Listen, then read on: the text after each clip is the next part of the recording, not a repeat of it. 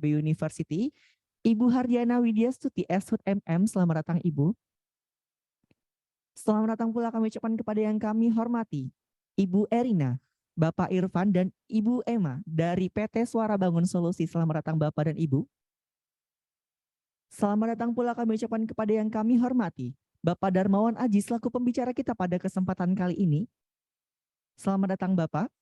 Selamat datang pula kami ucapkan kepada yang kami hormati, Ibu Lindawati Kartika FEMSI selaku PIC dari IPB University, serta yang kami banggakan seluruh peserta webinar Podcast Competition 2022. Senang sekali rasanya saya, Fedra Aguste Konstantin, yang akan memandu jalannya acara webinar Podcast Competition IPB Sure 2022. Berbicara tentang webinar Podcast Competition 2022, webinar Podcast Competition IPB Sure 2022 ini mengangkat tema Chapter 1, A New Beginning Podcast from A to Z. Nah, webinar Podcast Competition 2022 ini dilaksanakan untuk memberikan pengetahuan kepada para peserta bagaimana menyiapkan konten untuk menjadi seorang podcaster yang handal yang mendukung pembelajaran mata kuliah etika, komunikasi, dan profesional, serta dapat membantu para peserta dalam berkomunikasi dengan baik dan menjadi content creator dalam berbentuk podcast. Dan juga webinar ini dilaksanakan untuk membantu bagaimana kita berstorytelling yang baik dalam podcast serta mendukung program bisnis yang telah dilaksanakan oleh bisnis grup mahasiswa.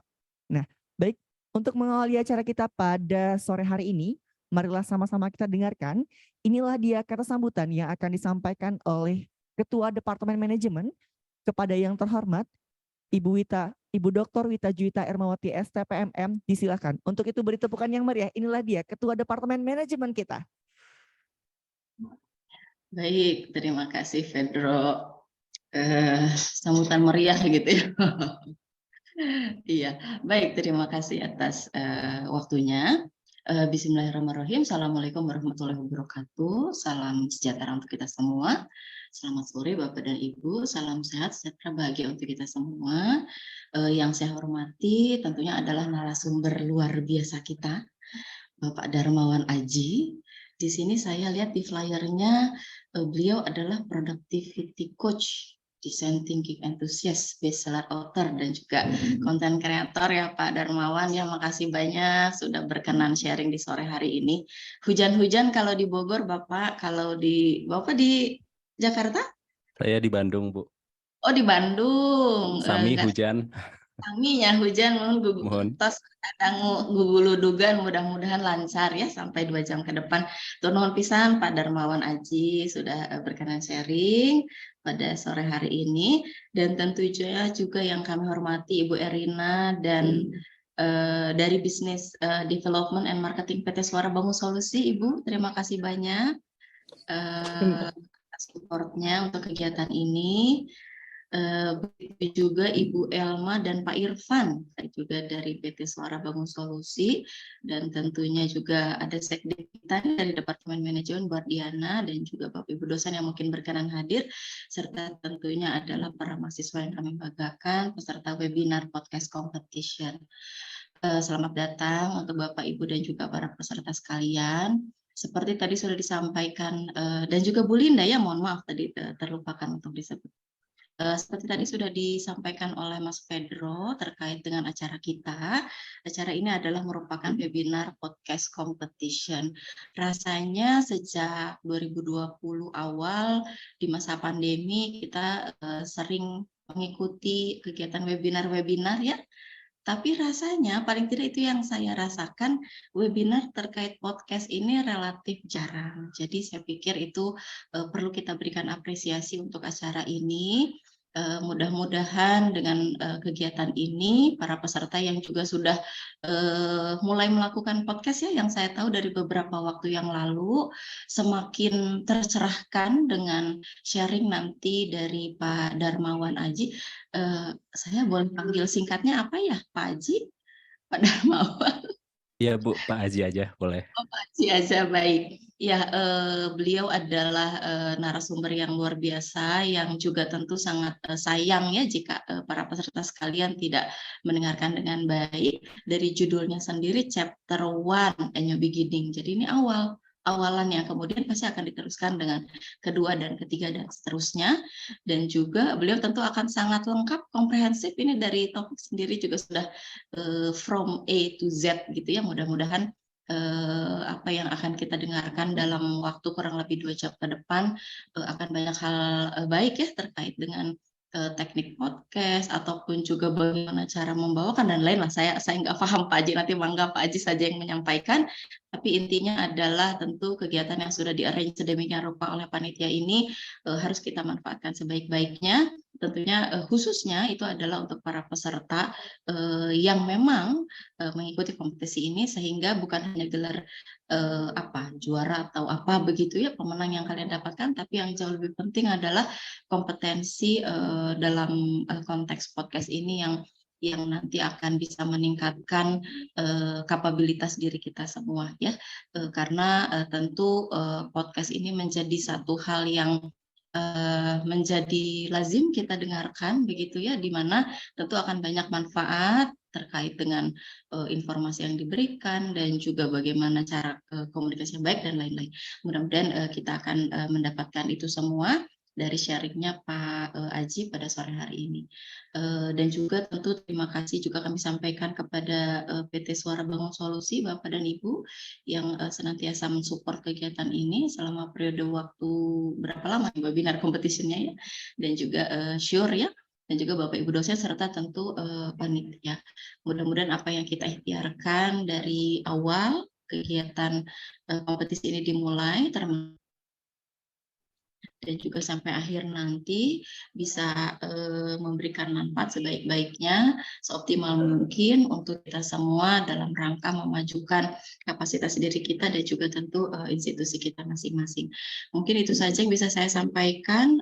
Mohon maaf jika ada yang kurang berkenan dari saya. Selamat mengikuti webinar di sore hari ini. Mudah-mudahan tidak ada kendala sampai akhir nanti. Terima kasih. Wabillahi taufiq wal hidayah. Assalamualaikum warahmatullahi wabarakatuh. Saya kembalikan. Waalaikumsalam warahmatullahi wabarakatuh. Terima kasih banyak Ibu Wita Juwita Armawati STPMM, Ketua Departemen kita yang sangat luar biasa, memberikan sambutan di hadapan kita bersama. Semoga tadi banyak ya pesan-pesan kepada para peserta dari Ketua Departemen Manajemen kita. Semoga dapat diamalkan, dan mungkin peserta pada sore hari ini sudah tidak sabar ya, sudah akan masuk ke acara inti kita pada sore hari ini karena sudah terpampang nyata di depan kita bersama teman-teman ya. Di sini sudah ada profil dari Bapak Darmawan Aji, di mana Bapak Darmawan Aji ini merupakan seorang productivity coach ya, yang sudah sangat handal pada bidangnya. Juga saya sudah searching ya di Instagram Bapak Darmawan Aji. Bapak Darmawan Aji ini aktif bersosial media, di seluruh sosial medianya terkait lagi apa dengan podcast. Dan memang Bapak Darmawan Aji ini memang sudah sangat layak ya memberikan materi di hadapan kita bersama. Mungkin saya pribadi pun sudah tidak sabar ingin mendengar materi dari Bapak Darmawan Aji. Untuk itu beri tepukan yang meriah secara virtual di rumah masing-masing. Inilah dia pembicara kita, Bapak Darmawan Aji. Kepada Bapak Darmawan Aji disilahkan.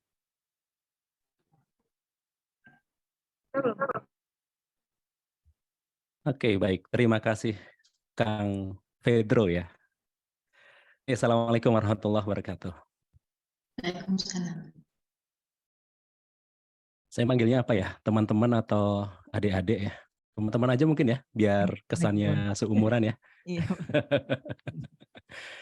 Cuma kalau diukur dari jarak memang kayaknya kita jauh banget nih dengan teman-teman peserta ya. Saya kuliah itu masuknya aja udah 20 tahun yang lalu. Jadi mohon maaf kalau misalnya nanti bahasa-bahasanya agak nggak nyambung gitu ya. Mohon dimaklumi, anggap aja saya dosennya lah ya. Kalau dengan Bapak dan Ibu dosen mungkin saya seumuran kayaknya nih, sebagian besar. Oke, baik. Hari ini kita akan ngobrolin apa sih? Dalam waktu yang ringkas ini ada tuntutan untuk menjelaskan tentang podcast dari A sampai Z, sekomplit mungkin, sekomprehensif mungkin. Saya sih tarik nafas aja sih waktu diminta seperti itu. Kenapa tarik nafas? Karena begini, selalu ada dilema ketika misalnya kita menjelaskan detail secara komprehensif, maka efek pada audiens itu adalah overwhelm. Betul nggak? Kok banyak banget ya yang harus disiapin ya? Kok banyak banget yang harus dilatih ya? Kok harus begini, kok harus begitu?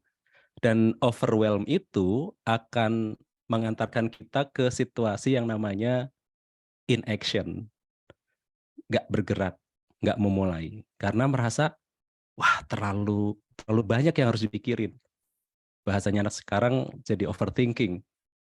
Karena saking banyaknya yang dikasihkan. Di sisi lain, kalau misalnya saya hanya mengupas kulitnya, nanti kesannya kok nggak mendalam ya? Kok hanya bahas bagian-bagian ininya ya? Yang ini saya sudah tahu, yang ini saya sudah ngerti. Namun efek positifnya, dampaknya adalah ketika melihat bahwa bikin podcast itu sederhana, bahwa bikin podcast itu tidak serumit yang dibayangkan, kita akan lebih mudah untuk bergerak. Karena ngerasa itu gampang. Nah, makanya kemudian saya mengalami dilema. Apakah saya perlu jelaskan semuanya dalam waktu yang singkat ini sehingga semuanya ngerti, semuanya dapat infonya A sampai Z-nya betul-betul, atau saya pilih ke hal-hal yang esensial dulu, kemudian nanti secara bertahap baru kita naikkan levelnya. Akhirnya saya memilih yang kedua. Ya, jadi nanti saya akan berikan gambaran besarnya dulu. Sebenarnya kalau kita mau memulai podcast itu, standar minimalnya itu seperti apa sih? Dengan demikian kita jadi berani untuk memulai, berani untuk bergerak. Karena kalau nggak mulai-mulai, nggak akan jadi apapun itu. Makanya perlu keberanian untuk memulai dulu. Namun nanti perlahan-lahan kita akan elaborasi lebih dalam nih bagian-bagian yang kelihatan simple itu, kelihatan sederhana itu. Gitu nggak apa-apa ya.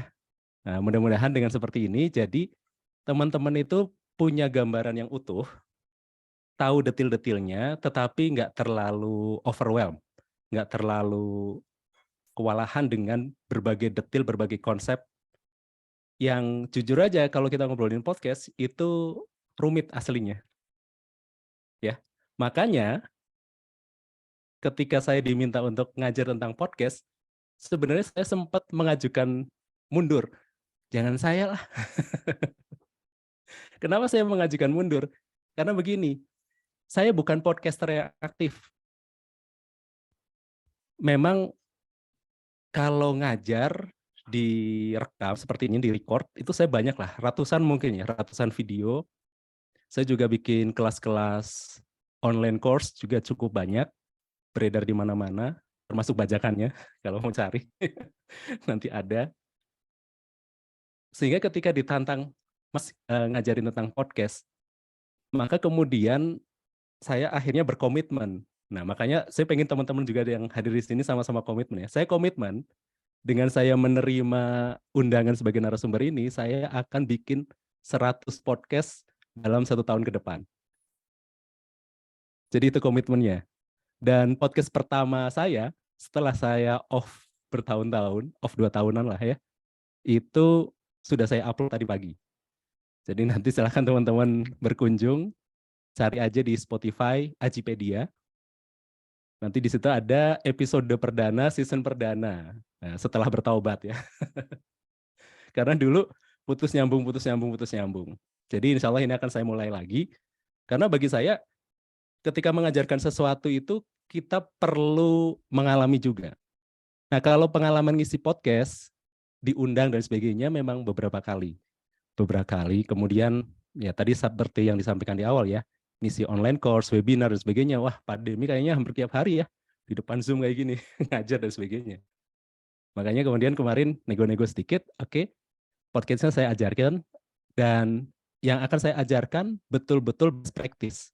Kenapa best practice? Karena sebelum saya bikin materi untuk mengajar hari ini, saya sudah interview dulu teman-teman podcaster yang aktif.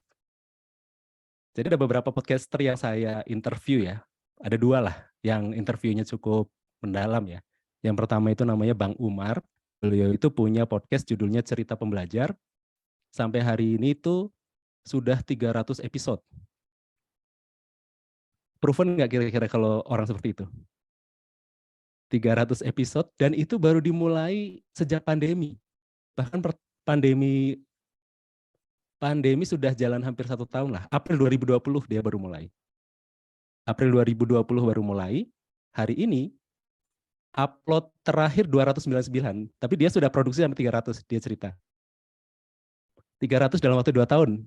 Menurut teman-teman proven nggak nih? Dan saya sudah interview ke beliau, apa yang dilakukan. Nah ini yang nanti kemudian akan saya ajarkan. Yang kedua, saya ngobrol dengan Mas Fikri Fatullah. Beliau juga punya podcast yang cukup ramai ya, namanya Kepo. Nama podcastnya Kepo. Kepo itu kirim.email podcast. Jadi Mas Fikri ini dia founder dan ownernya kirim.email, layanan ini ya, platform untuk manajemen email lah. Perusahaan digital yang cukup besar di Indonesia. Dan beliau mengembangkan bisnisnya itu melalui podcast. Belum banyak, baru podcast yang ke-100, yang terakhir itu, tetapi yang saya sukai dari Keponya Mas Fikri, pembahasan di dalam podcastnya itu dalam, dan betul-betul ngasilin bisnis. Makanya ini akan nanti saya share, saya jadikan referensi untuk dibagikan ke teman-teman. Jadi konsepnya selama 1,5 jam ke depan kita belajar bareng sebenarnya. Gitu ya, deal-dealannya ya. Oke, saya boleh share screen ya, supaya saya nggak ngobrolnya kemana-mana. Kalau sudah ada mic, bisa ngobrolnya kemana-mana kita. Oke, sebentar.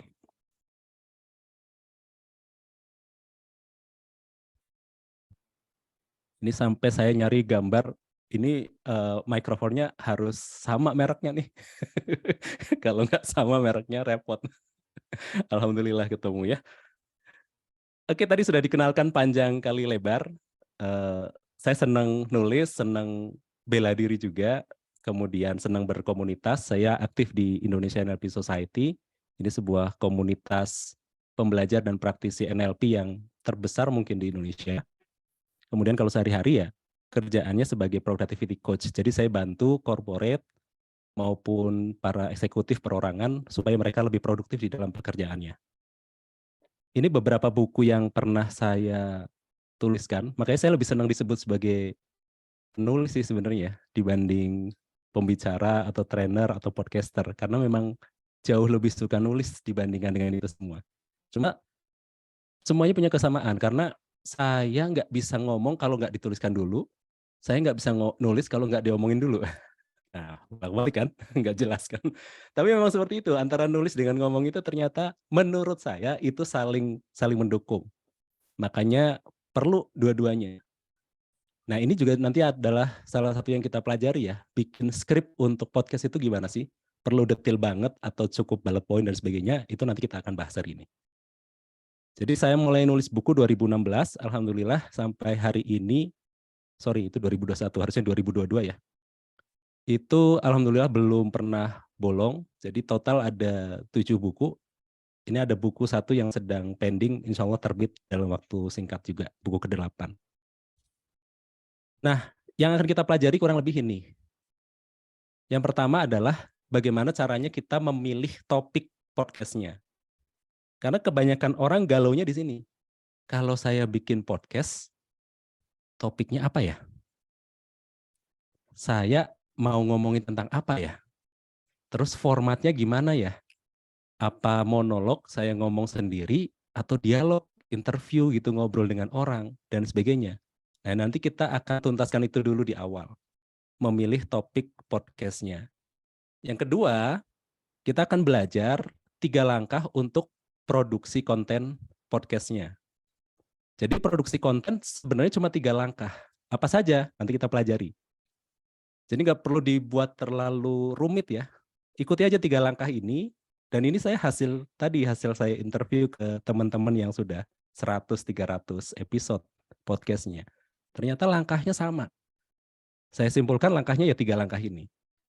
Dan yang terakhir, baru kita akan belajar kira-kira skill apa saja sih yang perlu dilatih supaya podcast kita itu nanti jadi menarik, supaya nanti cara penyampaian kita jadi menarik, supaya nanti gaya bicara kita jadi lebih menarik, supaya nanti ya apa yang kita sampaikan itu benar-benar nyampe ke pendengar kita. Nanti kita akan belajar itu, skill-skillnya. Tentu bagian skill ini kenapa disimpan di belakang, supaya kita nggak takut duluan.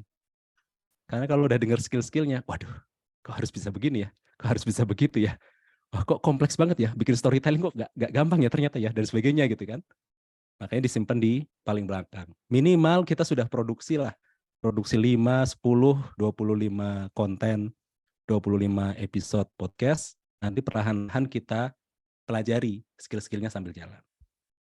Ini akan kita pelajari bareng-bareng. Nanti kalau misalnya di tengah jalan atau setelah inilah ya, setelah webinar, teman-teman ada pertanyaan nih. Mungkin biasanya kan pas webinar nggak ada pertanyaan ya. Entah ngahuleng atau apa gitu biasanya ya. Tapi setelah webinar teman-teman ada pertanyaan, boleh langsung DM aja ya. DM ke Instagram saya, ada di pojok kiri bawah ini. Jadi nanti boleh ke @ajipedia. DM aja.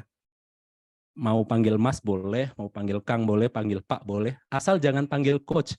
Coach Aji saya mau nanya. Itu nggak boleh. Karena kita belum kontrak. Ya, manggil Coach itu hanya boleh kalau untuk klien yang sudah tanda tangan kontrak ya.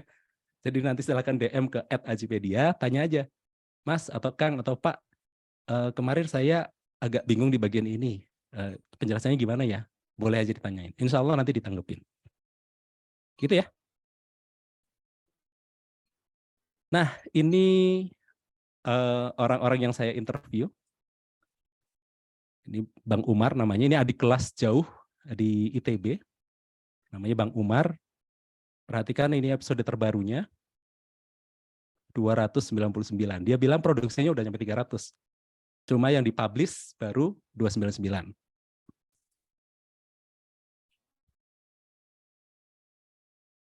Kemudian ada Mas Fikri. Nah, ini podcastnya Mas Fikri.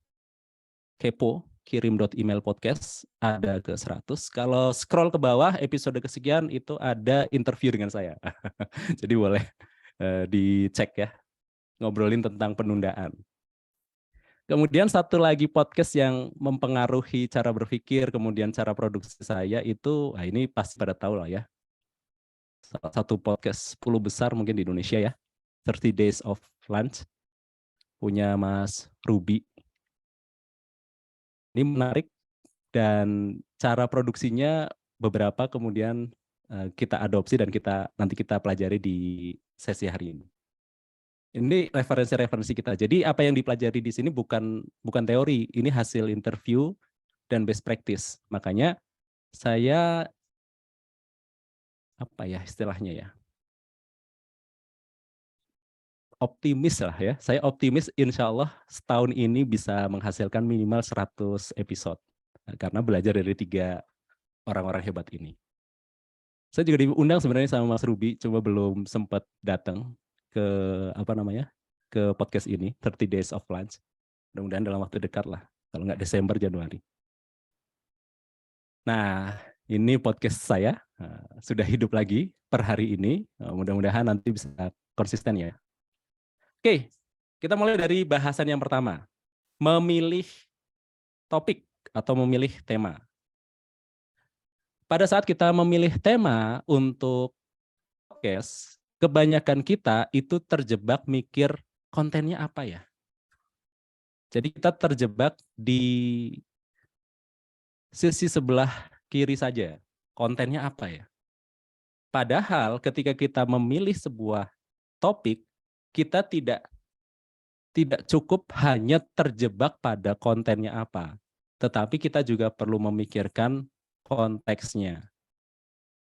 Jadi, kita nggak cuma bicara tentang podcast ya, kita bicara tentang artikel di blog misalnya, kita bicara tentang konten di YouTube misalnya, kita bicara tentang ngajar di kelas bahkan, antara konten dan konteks itu perlu diselaraskan, sehingga pada saat kita menyampaikan, entah kita menyampaikan proses pengajaran, entah kita menyampaikan podcast kita, entah kita bikin konten untuk YouTube kita perlu nyari irisan di tengahnya antara konten dengan konteksnya. Konten itu apa sih? Konten itu simpelnya sederhananya begini. Apa yang ingin kita sampaikan? Tema yang menarik buat kita. Itu namanya konten. Kan tiap orang pasti punya ya. Mungkin passion tertentu, mungkin expertise tertentu, atau mungkin minat tertentu dan sebagainya. Nah, itu namanya konten. Contoh misalnya, saya senang dengan produktivitas, saya senang dengan tema-tema self-improvement, saya senang dengan tema-tema martial art, bela diri misalnya. Nah, itu namanya konten. Tetapi, kalau saya hanya bicara tentang konten saya saja, misalnya saya bicara tentang produktivitas saja, tanpa memperhatikan konteksnya, maka konten itu jadi nggak ngehook, konten itu jadi nggak apa ya, menarik bagi orang lain. Atau misalnya katakanlah misalnya saya senang tentang finance misalnya, misal ya, saya senang finance, saya ngajarin tentang perencanaan keuangan, saya ngajarin tentang investasi, saya ngajarin tentang dana darurat, asuransi dan sebagainya. Itu namanya konten. Kalau saya hanya fokus pada konten, itu nantinya jadinya konten kita itu egois banget.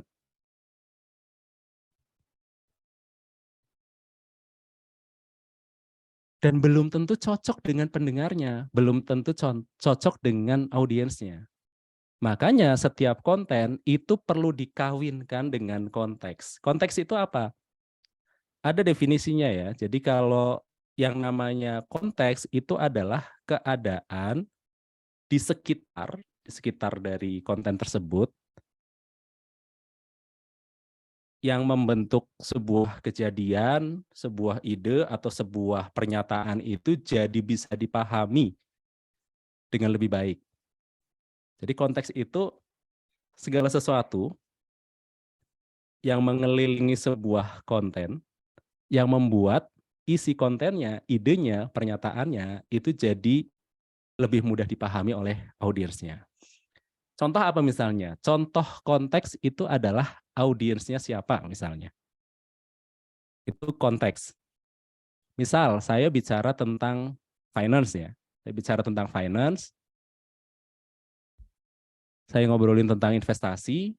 Kalau audiens saya itu anak-anak umur misalnya 20-an, tentu beda cara ngomongnya kalau misalnya audiens saya berbeda. Misalnya audiens saya umur 30-an. Pasti beda.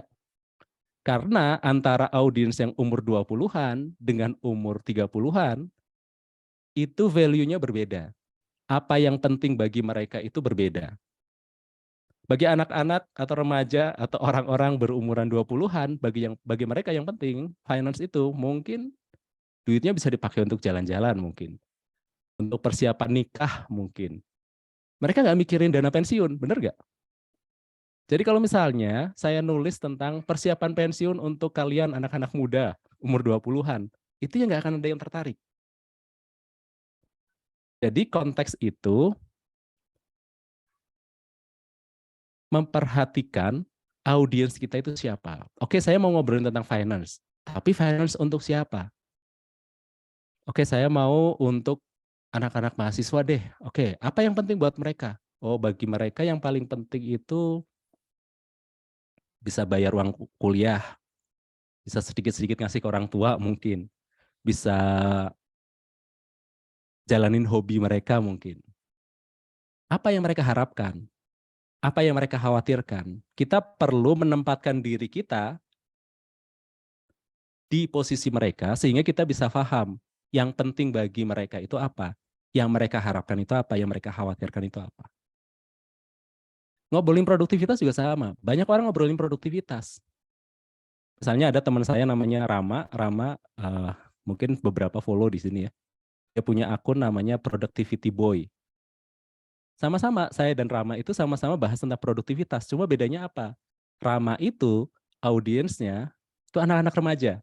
Anak-anak muda lah ya, bukan remaja sih, anak-anak muda. Umur 20-an lah. Sementara saya audiensnya adalah 30 tahun ke atas. Sehingga bicara tentang produktivitasnya berbeda. Gaya bahasanya berbeda, pilihan katanya berbeda, manggil audiensnya juga berbeda. Makanya sebuah konten yang sama itu bisa dideliver dengan cara yang berbeda kalau audiensnya berbeda.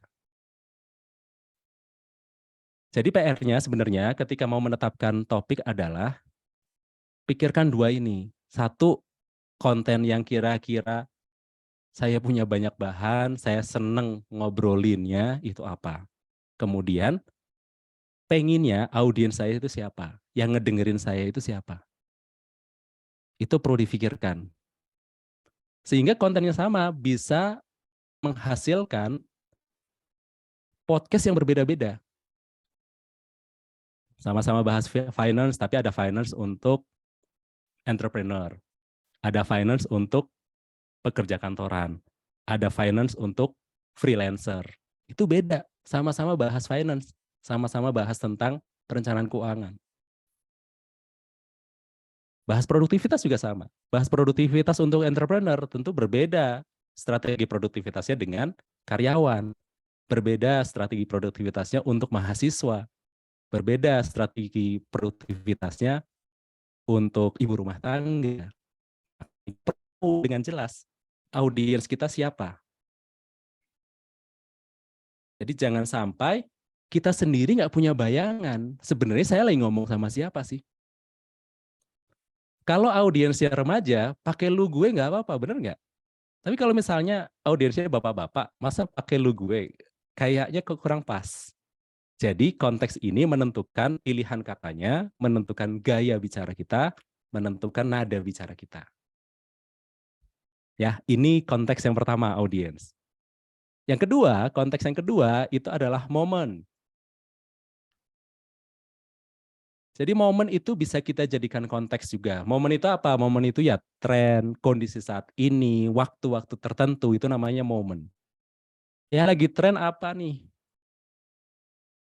Oh lagi tren tentang umur 25 udah punya apa? Ya, misalnya. Itu dibahas. Oh lagi tren tentang insecure. Nah, insecure-nya dibahas. Jadi ngebahas finance dari kacamata orang yang insecure.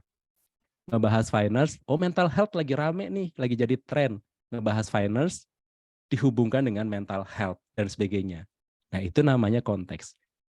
Jadi kalau kita mau bikin konten yang bagus, entah di sosial media, di YouTube, di podcast, bahkan di blog, artikel, dan sebagainya, kita perlu mempertimbangkan dua hal ini.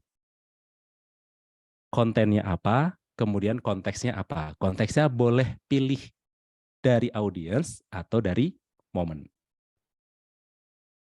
Nah, sekarang saya pengen teman-teman tulis di chat dong. Yang kepikiran aja dulu ya. Ini bisa nulis nggak di chat? Bisa kan ya? Coba ditulis di chat. Kira-kira yang kepikiran saat ini, kontennya apa, kemudian audiens atau momennya apa. Silakan, saya kasih waktu 1 menit. Ya, 1 menit dari sekarang, silakan.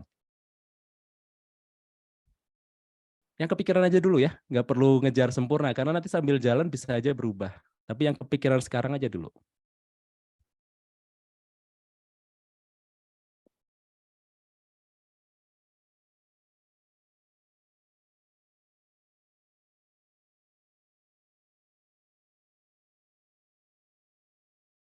Product life cycle, generasi Z saat ini, oke. Mental illness para remaja, oke. Lagi.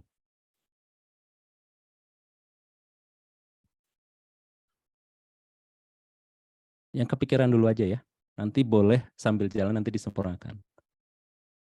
Jadi mahasiswa produktif, para mahasiswa rentang umur 16-22 tahun. Oke. Kontennya bisnis, konteksnya mahasiswa. Oke. Karena beda banget ya, ngajarin bisnis untuk mahasiswa dengan ngajarin bisnis untuk ibu rumah tangga, itu beda banget tuh. Ngomongin bisnis audiensnya mahasiswa dengan ngomongin bisnis audiensnya ibu-ibu, itu beda banget. Danusan, dan usaha ya, danusan itu ya, yang dilakukan mahasiswa. Udah lama nggak dengar kata itu tuh. Wah banget saya. Digital creation, pemuda, oke. Pengaruh G20 terhadap kondisi ekonomi Indonesia, umum 17-40. Rentangnya terlalu besar nih, 17-40. Karena bahasanya udah beda banget. Lebih baik pilih mau umur berapa nih. Karena apa yang dikhawatirkan oleh umuran 17-an dengan apa yang dikhawatirkan oleh umur 30-an itu udah jauh beda. Manajemen waktu mahasiswa, oke. Hustle culture, oke. 19-25 tahun. Karir gemilang untuk masa depan cemerlang untuk mahasiswa rentang usia 20-25 tahun. Oke, thank you ya. Oke, kita lanjut. Ini yang pertama ya. Jadi yang pertama adalah kita paham siapa audiensnya, apa konten yang mau kita sampaikan. Nah, sekarang kita masuk ke bahasan yang kedua. Bahasan yang kedua adalah langkah untuk produksi podcastnya. Langkahnya itu gimana sih? Langkahnya itu simple, sederhana ya. Jadi ketika kita mau produksi konten sebenarnya cuma 3 langkah aja. Yang pertama itu preparation, persiapan. Jadi kita menyiapkan konten yang akan direkam itu apa. Kita bikin skripnya lah, bullet poinnya lah, dan sebagainya. Kemudian masuk ke fase produksi. Ini fase kita ketika kita merekam dan mengedit konten podcast kita. Setelah itu baru masuk ke publikasi. Kita bahas satu persatu ya. Cuma sebelum sampai sini saya mau cek yang sudah publish podcast banyak gak ya? Kalau sudah ada yang publish podcastnya, boleh ditulis dong judul podcastnya apa. Nanti coba saya tak kunjungi deh. Boleh ditulis di chat ya. Sambil kita bahas langkah demi langkahnya. Oke, kita masuk langkah yang pertama, persiapan, preparation. Jadi ketika kita menyiapkan konten yang mau disampaikan lewat podcast, kita bisa pilih apakah menggunakan skrip atau cukup hanya menggunakan bullet point. Saya sendiri prefer menggunakan bullet point. Jadi yang saya lakukan adalah 3 hal ini. Yang pertama adalah brainstorming dulu, ide-idenya apa. Oke, saya mau menyampaikan apa saja. Itu yang akan saya lakukan di awal. Kemudian saya akan riset untuk memperkaya kontennya. Oke, kira-kira saya tambahin referensi dari mana nih. Kemudian saya akan bikin outline menggunakan struktur ini. Jadi strukturnya podcast simple banget, cuma pembukaan, isi, penutupan, intro, konten, dan outro. Saya asumsikan podcastnya ini adalah podcast yang monolog ya. Jadi cuma satu arah, kita ngobrol sendiri, bukan yang dialog. Karena yang dialog itu agak lebih kompleks. Kalau teman-teman pengen tahu proses persiapan untuk pembuatan konten podcast yang bersifat dialog, interview, bisa cek ke ini ya, ke YouTube-nya Mas Ruby tadi, yang search Days of Lunch itu.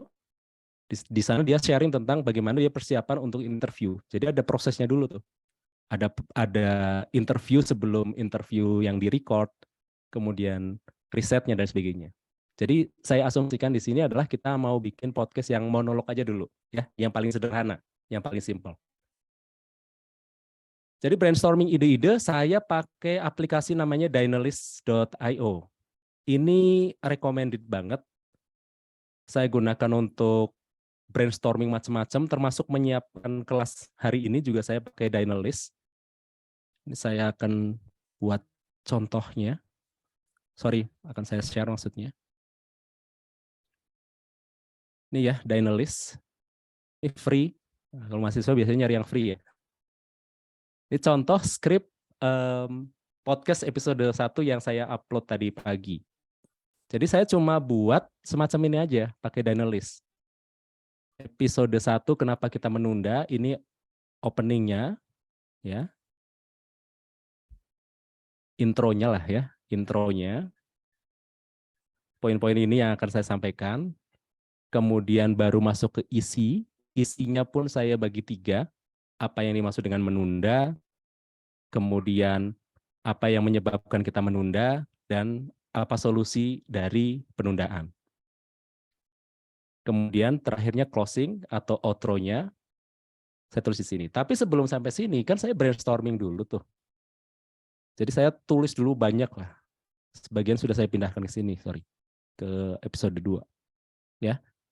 Jadi yang kira-kira saya nggak mau terlalu banyak nih, saya pengennya bikin podcastnya hanya 10 menit, karena disarankan oleh Bang Umar itu 10 plus min 3. Jadi 7 sampai 13 menit kalau untuk sifatnya monolog. Makanya saya batasi supaya kontennya tidak terlalu banyak. Nah, konten-konten terkait fenomena video kucing lah, dan lain sebagainya. Kemudian sebab penundaan yang lain, itu saya simpan untuk episode lain. Jadi di episode pertama saya fokus pada satu ide tunggal saja. Yang menyebabkan kita menunda itu apa? Yang menyebabkan kita menunda itu adalah karena tugasnya itu susah, tugasnya itu terasa berat, tugasnya itu terasa membosankan. Saya fokus ke situ. Sementara sebab-sebab penundaan yang lain saya akan bahas di episode yang lain. Gitu ya. Jadi kita bisa gunakan ini, Dynalist. Ini hampir semuanya saya pakai Dynalist nih. Ketika brainstorming mau nulis, kemudian mau recording something, ngajar di kelas, semuanya saya pakai Dynalist. Nah, setelah brainstorming melalui Dynalist, baru kemudian saya riset, baca buku, literatur yang kira-kira dibutuhkan apa, kemudian saya masuk-masukkan, tetapi usahakan jangan terlalu padat lah. Risetnya juga jangan terlalu dalam. Karena ini sekedar podcast, orang juga mungkin akan terlalu mumet kalau bahasanya terlalu jelimet. Jadi fokus pada poin-poin yang kira-kira bisa diserap aja. Nah, setelah melakukan dua hal itu, barulah kita susun outline-nya. Dan outline-nya kita bagi 3 saja. Ada intro, ada kontennya sendiri, isinya, ada outro-nya. Jadi ada pembukaan, ada isi, ada penutupan. Sama seperti kita pidato ya. Pidato public speaking, selalu sama. Isinya apa saja? Untuk opening, untuk pembukaan, kita bahas tujuannya. Tujuan dari podcast ini itu apa sih?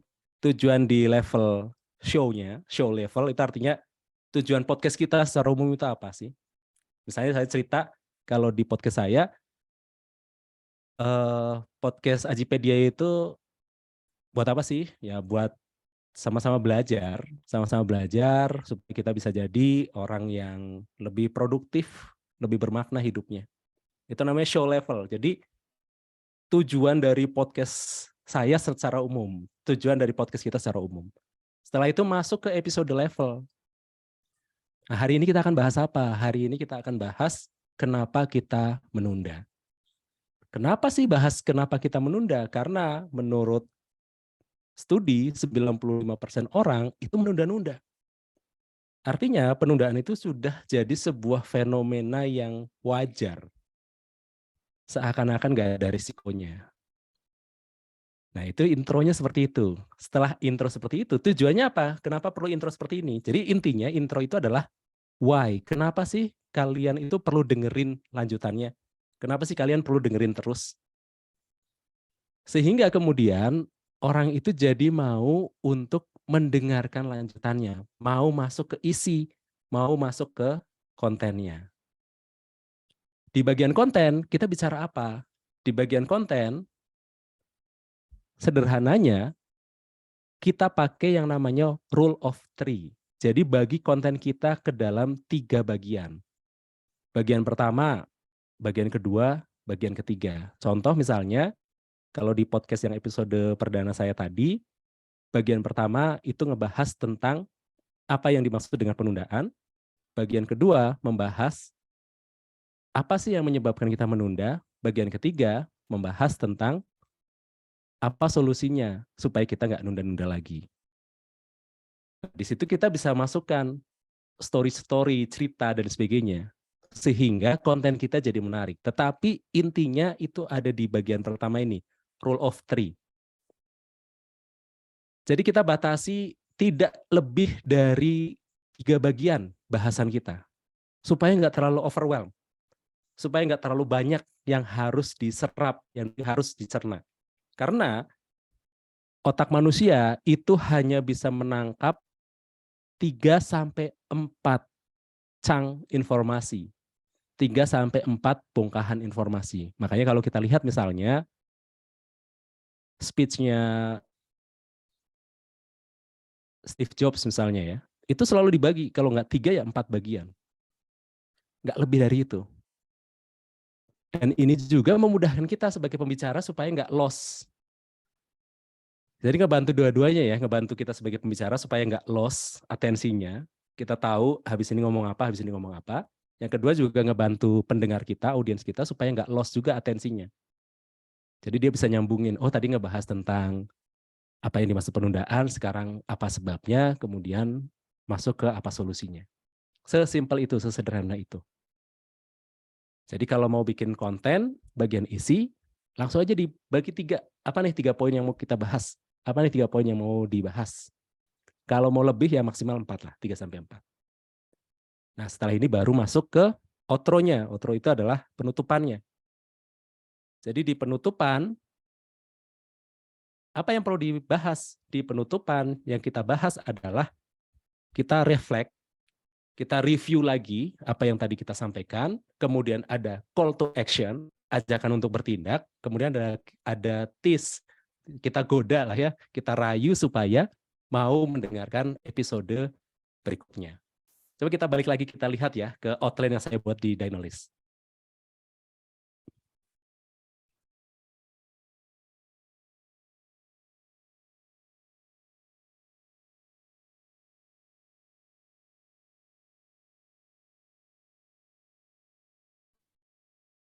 Oke, kita perhatikan. Openingnya ya, perhatikan.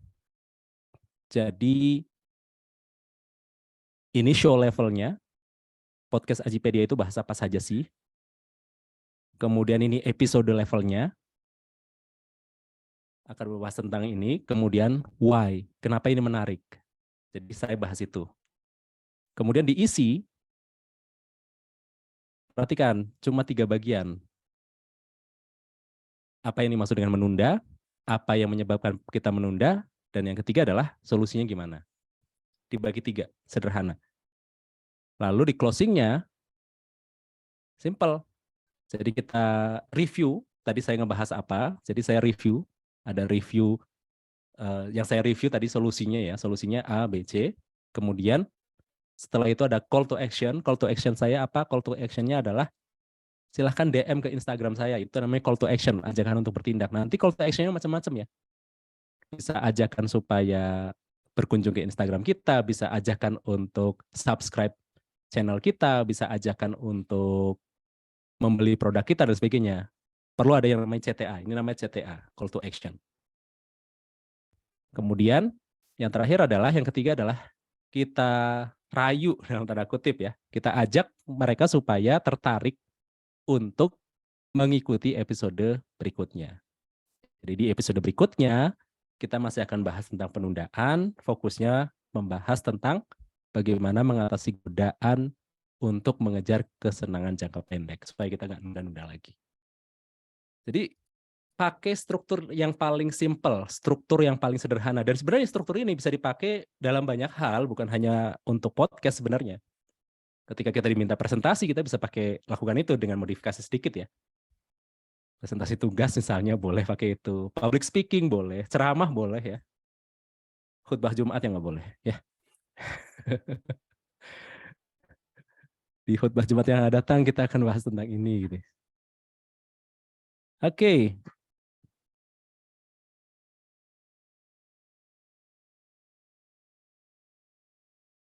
Nah, sekarang kita masuk ke fase yang kedua. Jadi yang pertama tadi preparation ya, persiapan. Persiapan ingat aja tadi ya, pembukaan, isi, penutupan, masing-masing ada poin-poinnya. Produksi. Produksi apa yang perlu diperhatikan? Yang paling penting adalah ruang yang tenang atau waktu yang lingkup sekitarnya cenderung tenang. Kenapa ini penting? Karena saya berasumsi teman-teman belum punya gear yang bagus, belum punya studio yang bagus untuk recording. Makanya perlu cari tempat yang tenang dulu. Bahkan kalau kata Bang Umar itu, tempat yang tenang itu jauh lebih penting daripada gear yang bagus. Sama seperti kayak misalnya kita bikin video, cahaya yang cukup, cahaya yang bagus, itu jauh lebih bagus daripada kamera yang bagus. Makanya prioritas pertama adalah cari tempat yang tenang dulu. Kalau misalnya tempatnya nggak tenang gimana? Kos-kosan, terus banyak yang lewat, ada sari roti lah, ada ini, ada itu. Ya cari waktunya, yang waktunya cenderung tenang. Misalnya kapan? Subuh misalnya. sebelum subuh misalnya, tengah malam misalnya. Jadi kita bisa cari waktunya, antisipasinya dari situ. Kalau sudah ada dana, invest pertama apa? Invest pertama adalah mikrofon. Jadi invest untuk beli mikrofon yang layak. Tapi kalau nggak ada ya pakai HP dulu nggak apa-apa. HP sekarang juga sudah lumayan bagus selama ruangannya tenang. Tapi kalau kita sudah ada dana atau kita sudah produksi misalnya minimal 30 episode misalnya, kita boleh tuh invest beli mikrofon yang bagus. Ya, saya nggak perlu sebut apa mereknya ya. Sudah terpampang dengan jelas mereknya apa yang bagus. Nah, softwarenya apa untuk recording sama editing? Yang paling simple ya pakai Audacity karena ini free ya. Ini free dan untuk pemula sangat mudah lah.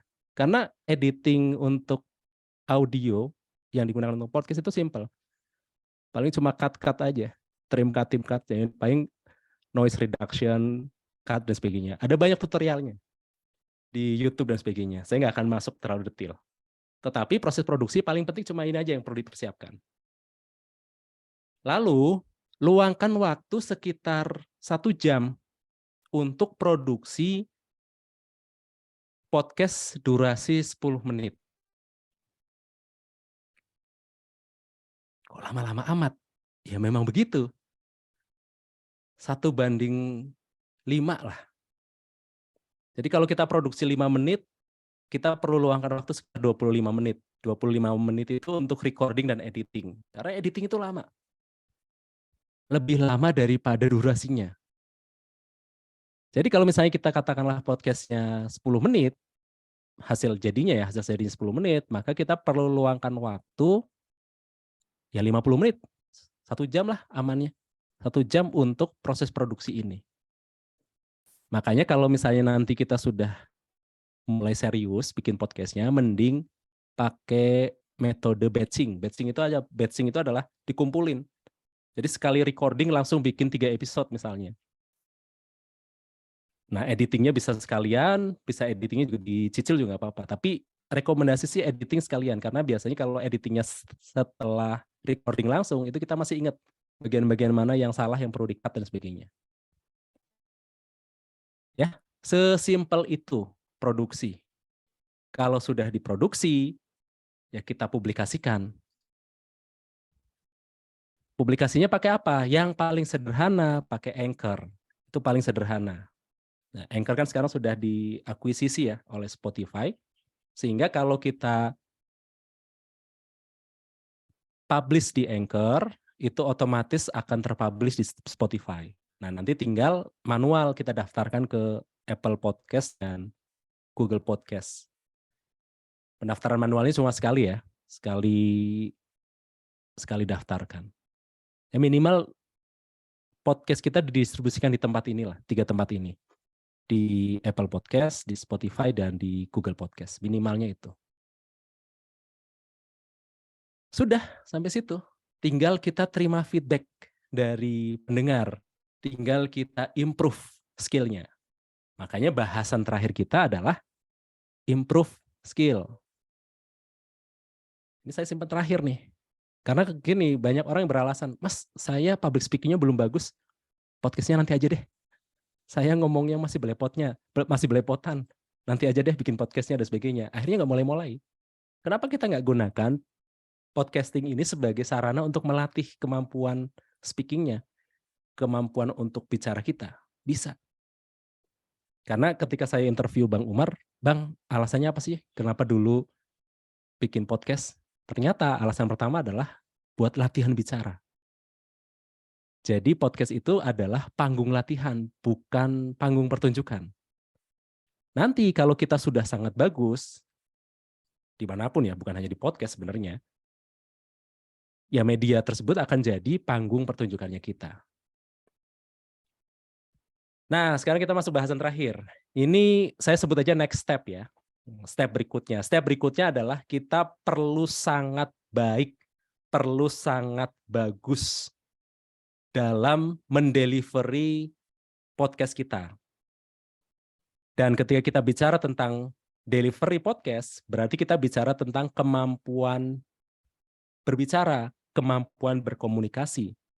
Ada 3 yang perlu kita kuasai. Pertama, visual, jadi berkomunikasi secara visual, ekspresi muka, bahasa tubuh, pakaian yang proper, dan sebagainya secara visual. Kemudian yang kedua adalah vokal. Vokal itu berarti intonasi kita, artikulasi kita, jeda yang kita gunakan, volume, dan lain sebagainya. Dan yang ketiga adalah verbal. Verbal itu apa? Verbal itu adalah pilihan katanya, istilah yang kita gunakan, kontennya, isinya, dan lain sebagainya. Nah, kita perlu ngelatih tiga hal ini. Tetapi catatannya ya, latihannya sambil jalan, sambil produksi. Maksudnya jangan gini nih, pengen sempurna dulu, ngomongnya bagus dulu, secara visual udah keren dulu gitu ya, udah ganteng dulu gitu. Terus secara verbal pilihan-pilihan katanya udah pilihan katanya anak senja gitu ya. Enggak gitu, karena ini skill, yang namanya skill itu perlu dilatih berulang-ulang. Nah, kalau misalnya podcastnya hanya menggunakan audio, kan sekarang podcast sudah berkembang ya, berkembang pakai video dan sebagainya ya, di YouTube juga disebutnya podcast ya. Tapi kalau misalnya kita fokus podcastnya hanya pada audio, maka yang perlu dilatih pertama kali itu adalah vokal. Nah, saya masih punya waktu berapa menit? 20 menit ya? Kayak vokal itu apa sih? Nah, ya saya cepetan aja deh. Ya. Jadi vokal itu ada rumusannya VAT ya, VAT. Jadi yang kita latih itu vokal, intonasi, artikulasi, tempo, dan emosi atau ekspresi. Emotion atau expression. Kan panjang tuh ya. Jadi kita kenalan dulu ya, kenalan. Karena saya nggak mau teman-teman nanti overwhelmed, oh saya harus belajar banyak ya ternyata ya. Nggak. Kita mulai dari yang pertama, vokal. Ya, latihan vokal. Vokal itu bergantung pada apa? Vokal itu bergantung pada 2 hal. Yang pertama, 3 hal. 3 hal. Yang pertama, postur. Jadi kalau teman-teman bicaranya, meskipun nggak direkam pakai video ya, cuma pakai mikrofon, tapi ngomongnya sambil kayak gini. Oke, jadi hari ini saya akan bicara tentang, gak enak banget, bener nggak? Apalagi kalau mic-nya bagus ya, semuanya kedengeran tuh. Jadi, postur tegap. Duduk pun tegap, apalagi kalau berdiri. Berdiri juga tegap. Saya setengah duduk, setengah berdiri nih. Setengah duduk, setengah berdiri, karena kalau saya duduk terlalu nyaman, saya malah biasanya jadi ini, jadi kemana-mana. Makanya saya perlu setengah duduk, setengah berdiri. Jadi postur yang paling perlu diperhatikan adalah tegap. Supaya apa? Rongga suara kita, ini kan rongga suara kan di sini ya, pakai tenggorokan kan, itu tidak terhalang. Kayak gitar lah, ya kayak gitar itu. Kalau bengkok dikit kan bermasalah. Makanya kalau saya ngomongnya begini, pasti suaranya jadi berbeda karena saya nekuk, ya. Atau saya begini, itu juga suaranya berbeda. Makanya perlu tegap. Ini dari sisi postur.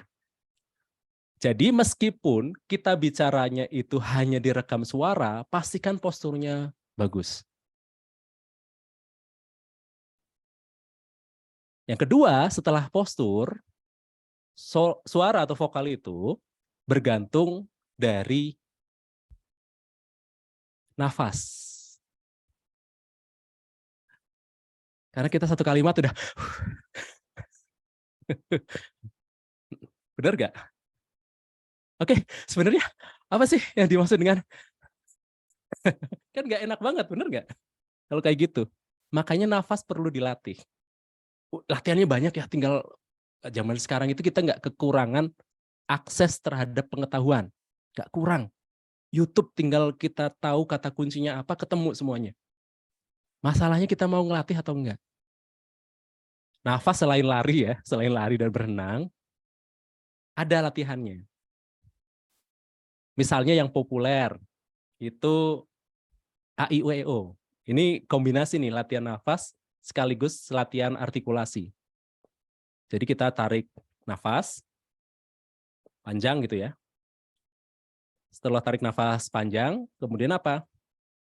Kemudian kita sebutkan aja huruf A, I, U, E, O satu-satu. Kan tarik nafas dulu kan? Terus sambil perutnya ditekan sampai habis. Terus nanti I, U, E, O gitu.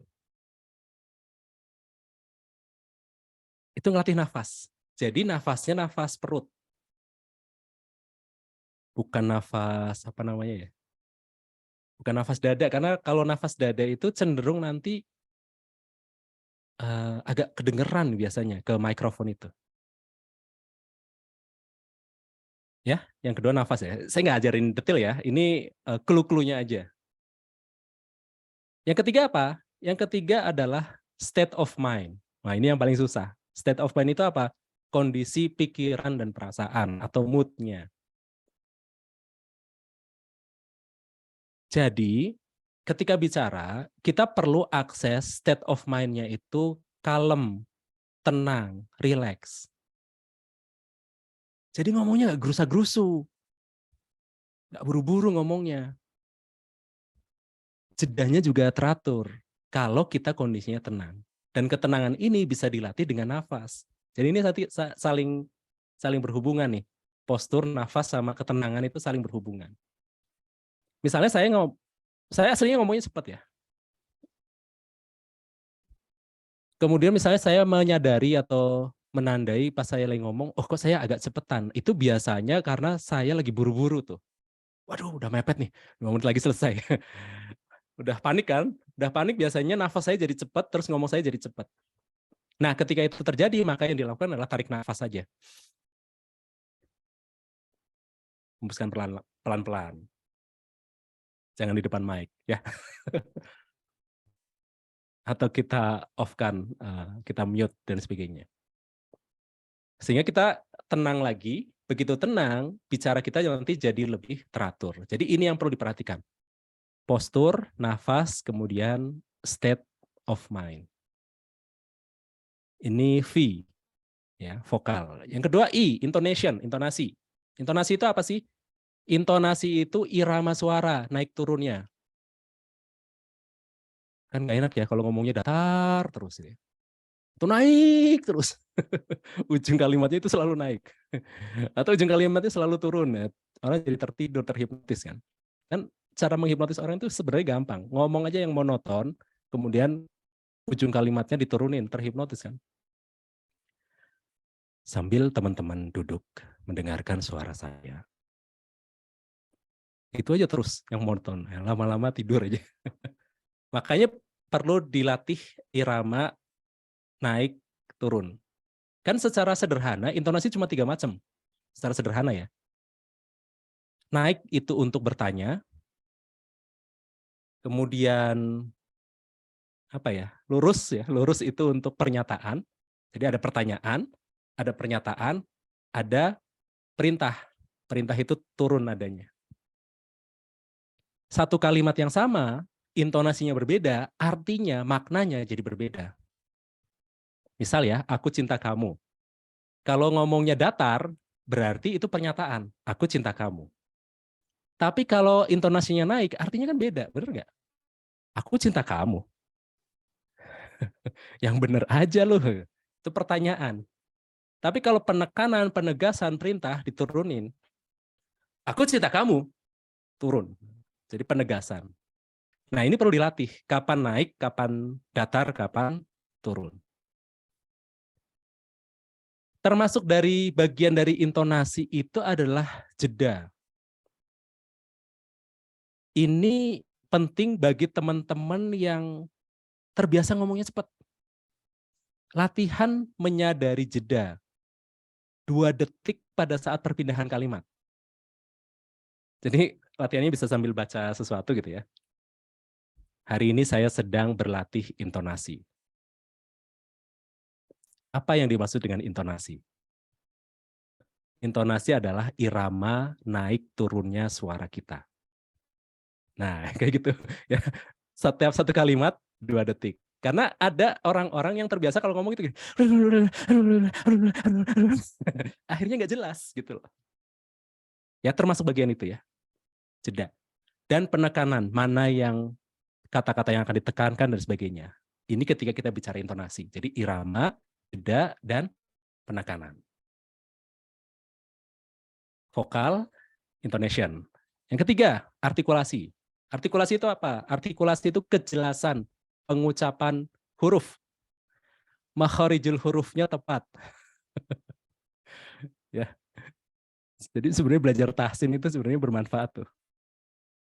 Menguatkan artikulasinya. Latihannya gimana? Latihannya tergantung kan kita mau ngelatih bagian mana dari produksi suara kita. Misalnya kita mau melatih ketepatan artikulasi dari bibir. Itu ada latihan begini. Jadi kita dorong pipi ke atas. Kemudian kita tiup bibir kita supaya dia bergerak. Itu ngelatih supaya bibirnya nanti untuk huruf-huruf yang mengandalkan bibir itu jadi keluar. Atau ada juga latihan kekang kuda namanya. Ini untuk melatih lidah. Penyebutan kalimat berdasarkan suku kata dan konsonan yang benar. Nah, itu memaksa lidah kita itu bergerak lebih ekstrim dibandingkan kalau kita tidak sambil gigit tadi. Bisa seperti itu. Ya, atau tadi ikut tahsin ya. Dibenerin makharijul hurufnya. Bisa latihan seperti itu atau bisa juga pakai ini. Tahu ya yang istilahnya apa ya kalau bahasa Indonesianya ya? Kalau bahasa sononya tongue twister. Tongue twister. Jadi apa namanya?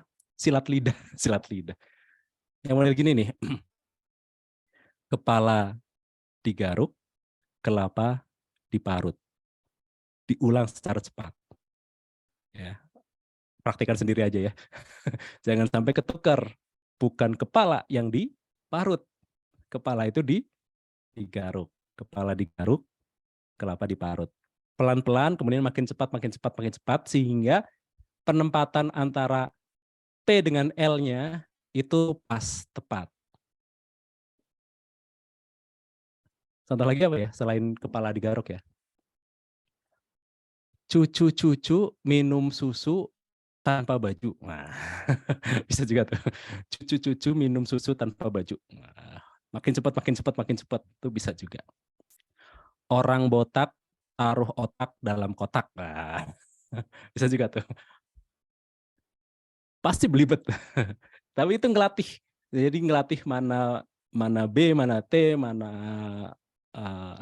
mana O, mana Ko dan sebagainya. Itu bisa kita gunakan untuk melatih artikulasi. Vokal, intonasi, artikulasi. Apalagi? F, I, A, T, tempo. Tempo itu adalah kecepatan bicara. Orang itu ada default-nya. Ada orang yang ngomongnya cepat. Ciri-cirinya apa biasanya? Nafasnya juga cepat.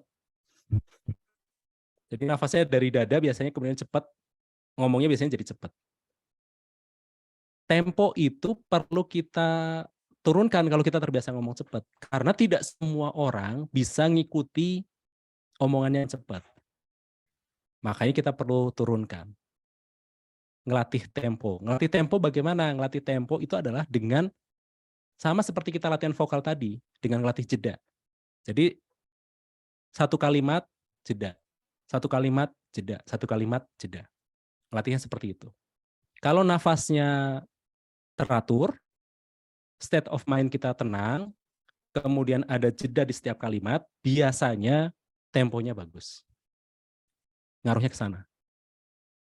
Dan yang terakhir adalah emotion, emosi atau ekspresi. Karena suara punya emosi. Jadi meskipun nggak kelihatan wajah kita, tetap aja pas kita rekaman, recording, ekspresinya main. Kasih tulisan di tembok lah, ekspresinya mana gitu. Kalau kita lagi greget, lagi marah, kan suaranya beda, bener nggak? Matanya juga jadi kayak gini kan.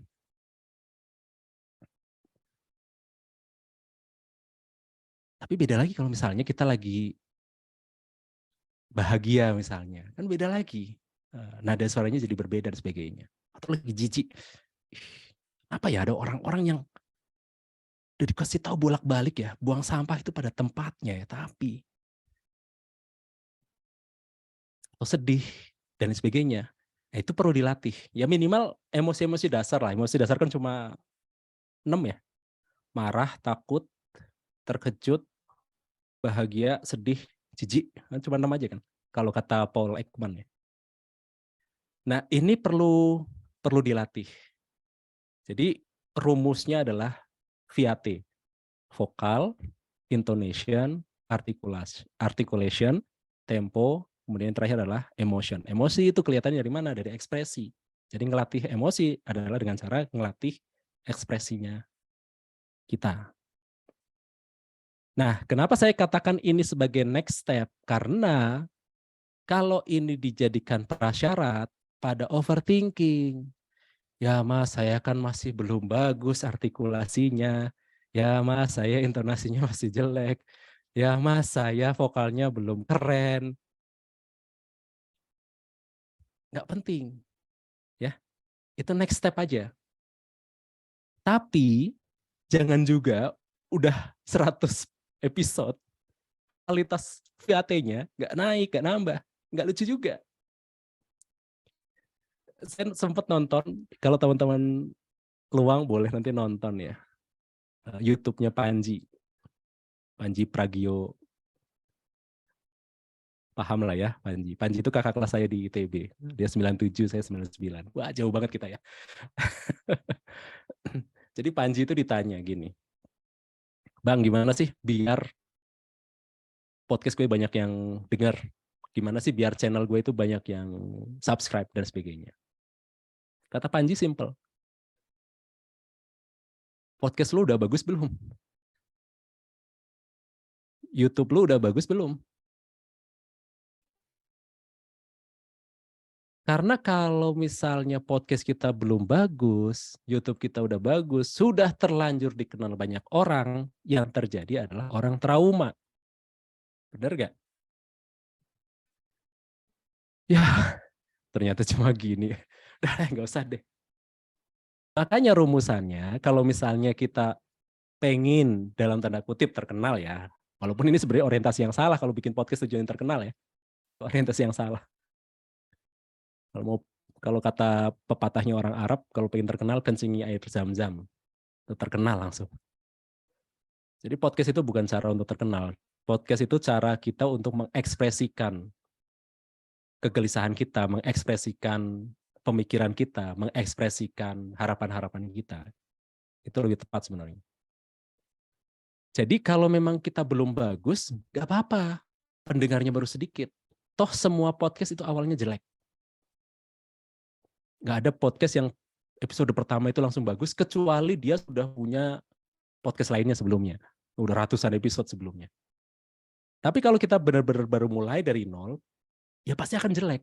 Dan itu perlu diakui, perlu diterima. Acceptance. Sambil berjalan, improve. Makanya disebutnya next step. Improve terus. Fokusnya adalah apa? Fokusnya adalah jadi makin bagus, makin bagus, makin bagus. Kontennya makin kuat, konteksnya makin kuat juga, makin spesifik. Dan itu perjalanan hanya bisa didapat dari praktek. Kemudian skillnya juga makin bagus. Kalau kita sudah sangat bagus, orang nggak akan mengabaikan kita. Itu kata Cal Newport. So good, they can't ignore you. Kalau kamu bagus, orang itu nggak akan mengabaikan kamu. Kalau sekarang misalnya kamu belum terkenal, subscribernya baru sedikit, audiensnya baru sedikit, ya mungkin karena memang kita belum bagus, nggak usah buru-buru.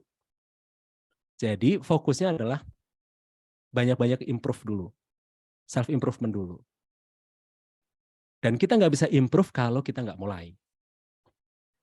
Kalau kata Mark Zuckerberg itu gini, ide itu datangnya itu nggak pernah dalam bentuk yang udah jadi, gitu. Nggak pernah. Dan yang namanya ide itu hanya akan makin jelas kalau kita mulai mengerjakannya.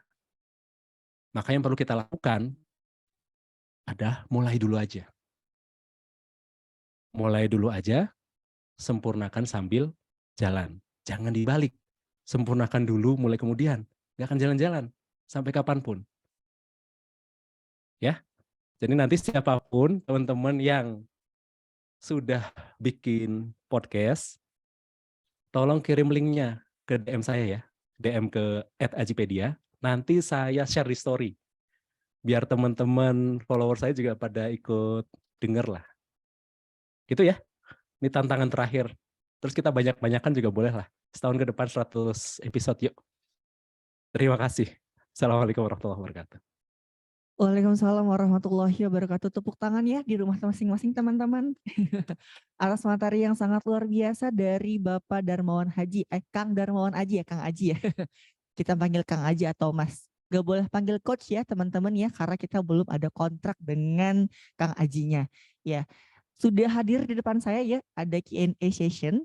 Untuk teman-teman yang ingin bertanya kepada pembicara kita, silakan untuk raise hand dan dapat bertanya langsung kepada pembicara kita secara langsung dengan meng-unmute icon mikrofon ya yang ada di layar laptop kalian masing-masing. Atau boleh langsung dituliskan pertanyaannya di kolom chat Zoom kita. Oke, kita boleh lihat dulu siapa yang ingin bertanya. Boleh raise hand teman-teman. Oke, sudah ada satu orang ya yang ingin bertanya. Dengan nama Amberly Anadia Prames. Boleh langsung unmute. Oke, Assalamualaikum warahmatullahi wabarakatuh. Selamat sore, Kak Darmawan Aji ya, Kak ya. Ya betul. Oke, aku mungkin izin bertanya, Kak. Misalnya nih, tadi kan kita udah ngebahas terkait konten dan juga konteks kalau dalam podcast ini harus kuat gitu kan ya. Nah, gimana caranya? Mungkin kita nih nggak kepikiran mau ngebahas yang kompleks gitu bagi konten dan konteksnya. Misalnya kayak cuman segelintir cerita kehidupan sehari-hari atau mungkin kayak ya pengalaman-pengalaman kecil setiap harinya deh gitu. Nah, itu bagaimana caranya kita bisa menemukan kayak poin-poin konten dan konteks yang kuat dalam cerita kita sehari-hari biar bisa diangkat jadi podcast gitu dan itu menarik dibawakan untuk orang lain gitu. Dan gimana caranya mereka tuh bisa ikut relate gitu sama bahasan yang kita bawa gitu. Mungkin itu sih Kak pertanyaan dari aku. Terima kasih Kak. Oke, terima kasih ya Amberly. Boleh langsung dijawab Kang Aji. Oke, siap. Eksperimen aja sih. Jadi kadang-kadang kita nemu apa ya, disebutnya perkawinan lah ya, perkawinan antara konten dengan konteks yang pas itu biasanya sambil jalan kalau kita udah eksperimen. Nah, untuk awal-awal ya kita pikirkan simpel aja, sederhana. Kalau kita yang mau sampaikan di podcast itu adalah sharing cerita keseharian, berarti kan ini model-model podcastnya itu kan semacam jurnal ya, jadi jurnal kehidupan kita gitu kan. Nah, kita pengennya jurnal hidup kita ini didengerin oleh siapa? Adik-adik kita yang umurnya lebih muda dari kita, atau yang sepantaran dengan kita, atau yang lebih dewasa dari kita. Minimal kita pikirkan itu dulu. Misalnya, oke, saya pengen ngomong ke teman-teman yang ya kira-kira seumuran lah dengan saya deh. Nah, itu kan sebenarnya kita sudah dapat audiens kan. Dan mostly relate biasanya kalau kita ngobrolin cerita kehidupan. Ya di awal-awal nggak apa-apa, kita storytelling dulu saja tanpa bawa apapun dulu ya, tanpa akan istilahnya tanpa pesan-pesan yang spesifik dulu nggak apa-apa. Tapi setidaknya audiensnya itu udah jelas. Oke, saya mau ngobrolin cerita kehidupan saya ke teman-teman yang sepantaran. Nanti sambil jalan kan kita bisa tambahkan. Kita dapat hikmah apa sih dari pengalaman kita? Kita belajar apa sih dari pengalaman kita? Nah, kalau kita sudah seperti itu, akan jadi makin relate nih. Mereka itu tidak hanya mendapatkan ceritanya, experience-nya, mereka juga akhirnya dapat manfaat dari konten yang kita share. Itu mungkin ya. Oke, siap. Makasih ya Kak Haji, sangat menjawab. Sami-sami. Oke, sudah ada pertanyaan lagi dari Alia Nadifah. Boleh langsung mute atau mau dibacakan pertanyaannya? Alia?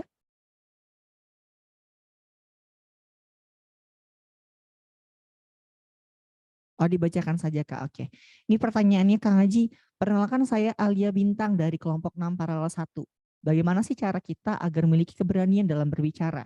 Karena saya merasa terkadang masih suka takut untuk salah menyampaikan dan suka belibet jika dalam keadaan panik atau nervous. Terima kasih Kang Aji. Boleh langsung dijawab Kang? Oke, gimana supaya berani berbicara? Ini pertanyaan yang kelihatannya gampang tapi susah sebenarnya jawabannya. Karena kalau nanya ke orang pasti jawabannya gini, ya tinggal berani aja. Emang apa takutnya sih? Tapi saya nggak akan jawab kayak gitu. Ya, saya nggak akan jawab kayak gitu. Gimana supaya kita berani? Nah, kita bisa buat list ketakutan-ketakutan kita. Sebenarnya kita takut apa sih? Misalnya takut salah, takut diledek sama orang, takut nanti orang salah paham dan sebagainya. Kita list dulu tuh ketakutan-ketakutannya, kemudian kita buat worst case skenario-nya. Skenario terburuk dari ketakutan ini apa? Sampai mati nggak kira-kira gitu? Sampai di penjara nggak nih? Sampai begini nggak nih? Mostly ya, rata-rata ya, kalau kita ngobrolin bicaranya dalam konteks podcast ya, nggak sampai se ekstrim itulah resikonya. Ya, paling banter diketawain orang, sama dianggap bodoh. Bener nggak? Nah, problem kita adalah kita nggak terima kalau diketawain orang, kita nggak terima kalau dianggap bodoh. Di sisi lain, kita pengen tampak sempurna di hadapan orang lain. Tampak tidak ada cacat. Jadi sebenarnya gini ya, banyak orang yang tidak sadar bahwa dia itu punya perfeksionisme dalam dirinya. Ciri-ciri perfeksionisme itu apa? Ciri-ciri perfeksionisme adalah tidak ingin terlihat jelek di depan orang lain. Sehingga kalau dianggap bodoh, dianggap salah, dianggap nggak ngerti, itu kitanya marah. Tapi marahnya dalam diri gitu loh. Dan marahnya termanifestasi dalam ketakutan. Ketakutan untuk tidak melakukan itu. Jadi, sebenarnya yang perlu kita lakukan itu adalah acceptance aja, terima aja. Dan memang kita bodoh. Mana ada orang yang pinter? Orang itu semuanya bodoh dalam hal tertentu. Tapi kalau kita nggak tahu bahwa kita bodoh, kita ngerasa pinter. Orang yang baru belajar sedikit biasanya ngerasa pinter, padahal dia ada di puncak kebodohan. Dan ini ada risetnya ya, saya bukan ngomong kosong ya, nanti boleh searching lah. Peak of stupidity, gitu. Puncak kebodohan. Itu biasanya terjadi ketika orang baru belajar sesuatu.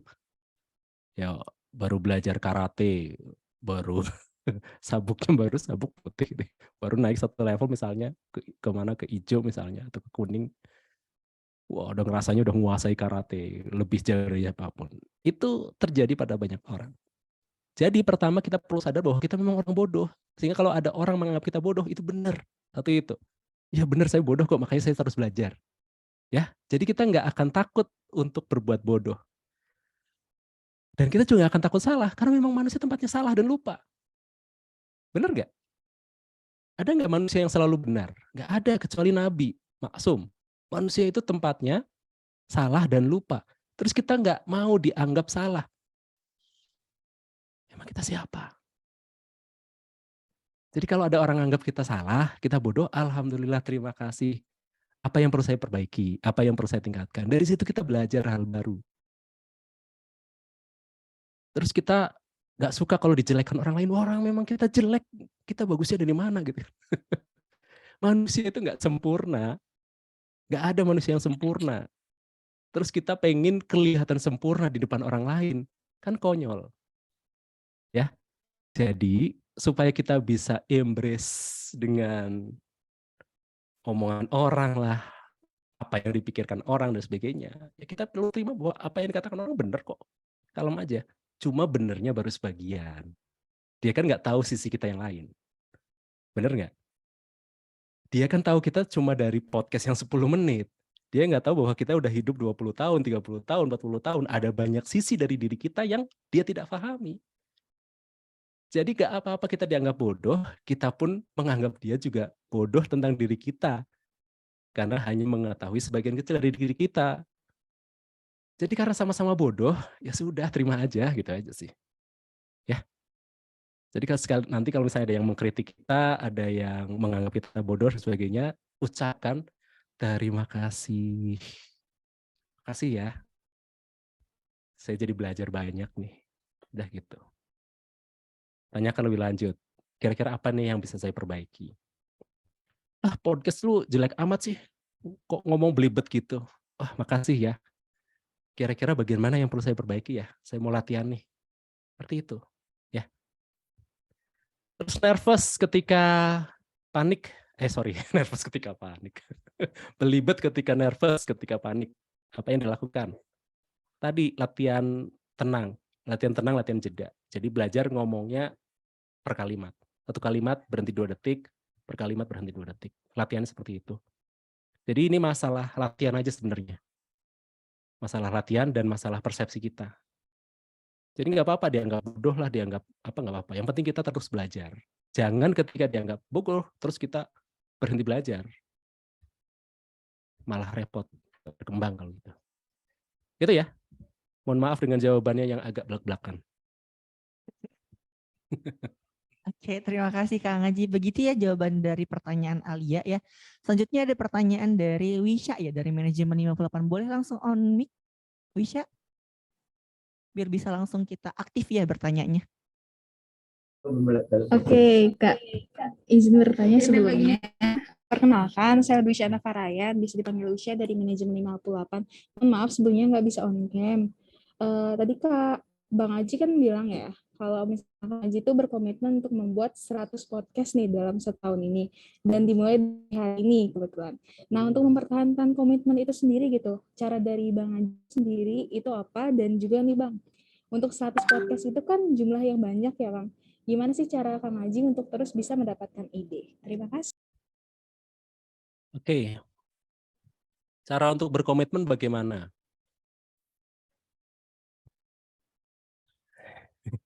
Ini pertanyaan yang dijawab satu buku nih kayaknya nih. Jadi coba saya pakai ini aja lah ya, pakai pengalaman ya. Saya itu mudah berkomitmen kalau punya accountability partner. Accountability partner itu apa? Partner untuk akuntabilitas. Jadi misalnya ya, saya mau bikin 100 podcast. 100 podcast dibagi dalam 1 tahun, berarti dalam seminggu saya perlu upload berapa tuh? Minimal. Berapa?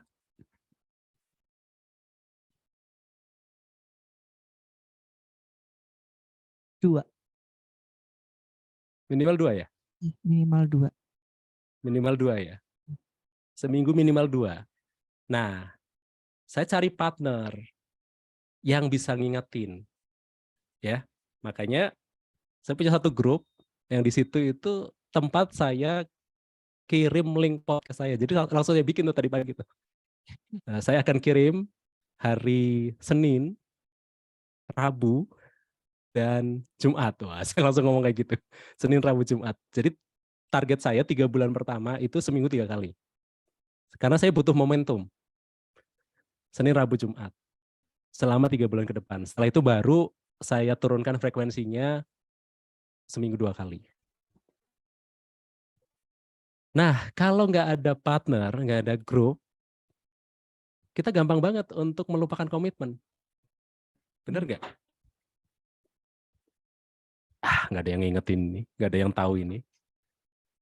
Jadi salah satunya untuk bikin komitmen adalah komitmennya diucapkan dan pastikan ada orang lain yang dengar. Nah, kayak saya udah ngomong kayak gini kan, bikin 100 podcast tahun depan. Banyak yang ngingetin nggak kira-kira? Saya yakin banyak. Itu cara yang paling simpel, yang paling sederhana. Dan itu works buat saya. Pakai accountability partner. Terus cara dapetin idenya bagaimana? Cara dapetin idenya itu ada beberapa cara. Pertama bisa dari kita sendiri, itu bisa. Ya, kita memang tulis dulu, jadi kalau content creator itu perlu punya yang namanya bank ide. Ya, bank ide. Saya juga nggak nyangka misalnya di Instagram saya udah posting 750 loh. 750 postingan. Nggak nyangka ya udah 750 postingan ya. Ternyata banyak juga. Berarti idenya nggak habis-habis nih. Jadi kita bisa pakai bank ide. Yang kedua kita bisa recycle ide. Recycle ide dari kita sendiri. Oh, ini ada ide dulu begini, tapi seiring dengan saya nambah ilmu, nambah umur, kan perspektifnya berbeda. Saya recycle idenya, bisa recycle ide. Yang ketiga, kita bisa recycle atau menyederhanakan, simplify idenya orang lain. Oh, ada orang lain bikin konten begini, saya sederhanakan. Oh, ada buku, saya sederhanakan deh. Kayaknya terlalu kompleks nih, saya buat lebih sederhana bisa. Yang keempat, bisa dari feedback audience. Contoh misalnya kalau di Instagram, saya tulis pengennya posting tentang apa misalnya. Nah, sama juga di podcast pertama saya tadi kan saya nyampein ya, kalau ada request pengen ngebahas tentang apa, silahkan DM ke Instagram saya. Itu bagian dari ngumpulin ide-idenya. Jadi sebenarnya ada banyak banget cara ya. Atau bisa juga pakai Quora. Di Quora itu banyak pertanyaan kan yang tidak terjawab. Nah, kita bantu jawab dalam bentuk postingan podcast. Bisa juga. Ya, jadi ada banyak cara untuk mengumpulkan ide. Yang paling penting adalah dicatat, dikumpulkan di satu tempat. Karena ide itu seperti benih. Yang namanya benih itu gampang banget terbang. Kena angin, hilang, dan sebagainya. Kalau nggak ditangkap, kalau nggak ditanam. Jadi kalau ada ide, tangkap, catat. Masukin ke bank ide. Meskipun kita nggak tahu kapan tumbuh, kapan jadi, nggak apa-apa. Masukin dulu. Kebanyakan kita tidak punya kebiasaan untuk mengumpulkan ide yang terlintas, ide yang terdengar, ide yang terlihat. Makanya kesannya nggak punya ide, padahal ide banyak di mana-mana. Cuma nggak pernah kita catat aja. Ya, salah satunya misalnya saya punya kebiasaan untuk nyatet kalau saya baca buku, saya catat di kartu ide. Ini juga bank ide saya. Sebentar saya ambil ya. Ada di sebelah kanan, kiri saya.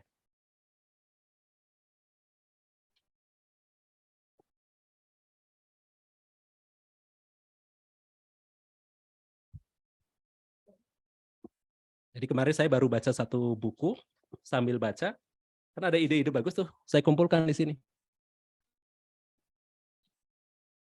Ya, yang penting tertulis aja. Build Tony Fadell, halaman 7. Halaman 171, misalnya ini. Ide terbaik itu penghilang rasa nyeri, bukan vitamin. Build halaman 172, Tony Fadell. Ini saya kumpulin. Nah, jadi nanti kalau lagi nggak punya ide, tinggal diambil aja. Pilih aja. Atau dikocok, iseng, ambil satu. Gitu. Begitu ya. Bagaimana Wisya, sudah terjawab? Sudah Kak, terima kasih banyak. Oke. Kita akan masuk ke termen kedua ya teman-teman ya. Yang ingin bertanya kepada Kang Aji dipersilakan untuk langsung raise hand. Oke, baik ya. Pertama ada ini, siapa ya ini? Muhammad